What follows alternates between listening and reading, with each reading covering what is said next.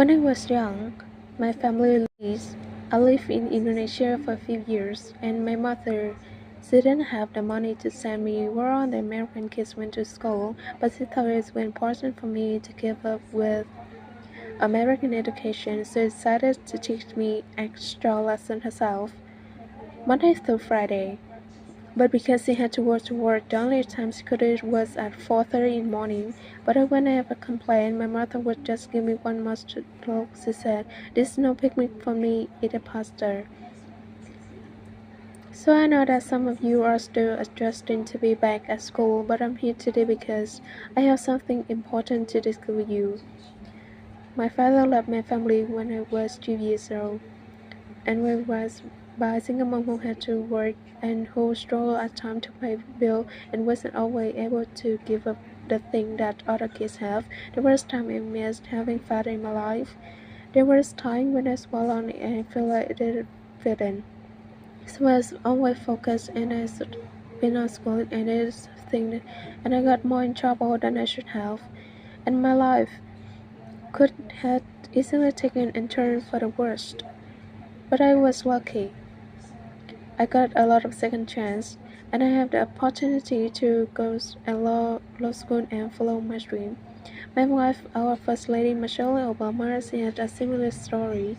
Neither of her parents had gone to college, and they didn't have a lot of money. But I worked hard, and she worked hard so that she could do the best school in this country. But some of you might not have those advantages. Maybe you have adult in your life who give you the support that you need. Maybe someone in your life and then not money to go around. Maybe you live in a neighborhood where you don't feel safe, or have friends who are pursuing you to do things you know alright. Maybe you could be a great writer, maybe even good enough to write a book or caught in a newspaper, but you may not know that until you write that English paper. The English class paper that is assigned to you. Maybe you could be an inventor or inventor, maybe even good enough to come up with the next iPhone or a new medicine or vaccine. But you might not know that until you do your project for your science class. Maybe you could be a mayor, or senator, or Supreme Court justice. But you might not know that until you join steering government or debate team. And no matter what you want to do with your life, I guarantee that you will need education to do it. You want to be a doctor, a teacher, or a police officer.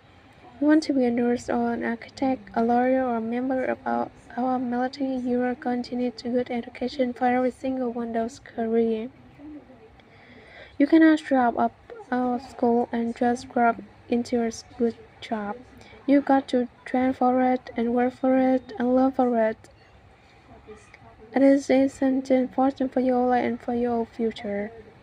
What you make of your education will decide nothing less than the future of this country. The future of America depends on you. What you're learning in school today will determine whether we as a nation can meet our rated challenges in future. You need the knowledge and problem-solving skills. You learn the science and math, the curious, the cure like cancer and asthma, to develop new engineering technology and protect our environment. You learn the insight and critical thinking skill you can in history and social studies to fight poverty and homelessness, crime and discrimination and make our nation more fair and more free. You learn the creativity and ingenuity you develop on in class to build new companies. They will create new jobs and boost our company. We learn every single one of you to develop your talent and your skill and your intellect so you can help us all folks social or most difficult problem. If you don't do that, if you quiet on school, you're not just fitting yourself, you quitting your country. I know that it's not always easy to do well in school. I know a lot of you have chances in your life right now that can make it hard to focus on your schoolwork. I get it, I know what it's like. But at the end of the day, the circumstance of your life, what you look like, where you come from, how much money you have, what you got going on at home, none of that is excuse for neglect your homework or having a bad attitude in school. There's no excuse for talking back to your teacher or cutting class or dropping out of school. There's no excuse for not trying. Where you are right now doesn't have to determine where you're enough. No one writes your destiny for you because here in America you write your own destiny, you make your own future. That's what young people like you are doing every day all across America. That's why today I'm calling on each of you to set your goals for your education and do everything you can to meet them. Your goal can be something as simple as doing all your homework, paying attention in class, or spending some time each day reading book. Maybe you decided to get involved in circular activity or volunteer in your community. Maybe you decide to stand up for kids who are being teased above because who they are or how they look. Because you believe like too that all young people deserve the safe environment to study and learn. Maybe you decided to take better care of yourself so you can be more ready to learn, but what are you resolved to do? I want to commit to that. I want to really work at that. I know that sometimes you get a TV that you can be rich and success without any hard work. That you tickets to success is the rapping or basketball or being a reality TV star. Trans or you're not going to be any. This truth is being success is hard. You won't love every subject that you study. You won't click with every teacher that you have. Not every homework assignment will seem completely relevant to your life right at this minute. And you won't necessarily succeed at everything the first time you try. That's okay. Some of the most successful people in the world are the ones who have had the most values. J.K. Rowling, who wrote Harry Potter. Her first Harry Potter books were rejected 12 times before it was finally published. Michael Jordan was cut from his high school basketball team. He lost hundreds of games and missed thousands of starts during his career, but he once said, I have failed over and over and over again in my life, and that's why I succeed. These people succeeded because they understood that you can't let your failure define you, you have to let your failure teach you. You have to let them show you what to do differently the next time. So if you get in trouble, that doesn't mean you're a troublemaker. It means you need to try hard to act right. If you get bad grade, it just means you spend more time studying. No one's born being good at all things. You become good at things through hard work.